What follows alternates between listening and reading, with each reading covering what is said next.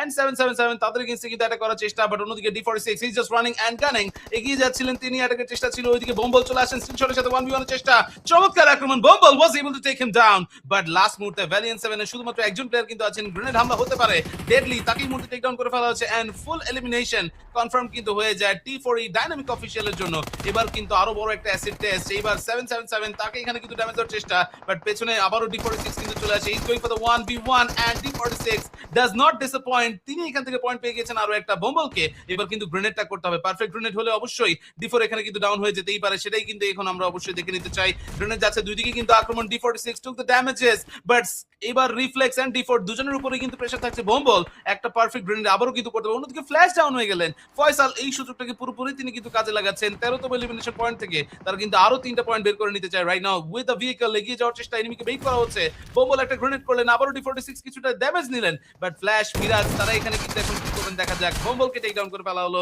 তো right now Miraz will be the final player for the team, তিনি এখানে অনেকটা বেশি দূরে অবস্থান করছিলেন এন্ড এখানে সিচুয়েশনটা তার জন্য করুণ হয়ে যাচ্ছে, Faisal was able to get the final elimination point and Gremlin Storm they are going with a bang, first match first winner chicken dinner, তারা এখান থেকে কিন্তু কনফার্ম করেই নিল, so yes it's a great start for the team and অবশ্যই এটা কিন্তু continue তারা করতে চাইবেন, তাহলে অবশ্যই আজকের এই 15,000 টাকার বিশাল প্রাইজ পুলের সবচেয়ে বড় অঙ্কটা তারা কিন্তু নিজেদের পকেটে পুরে নিতে পারবেন।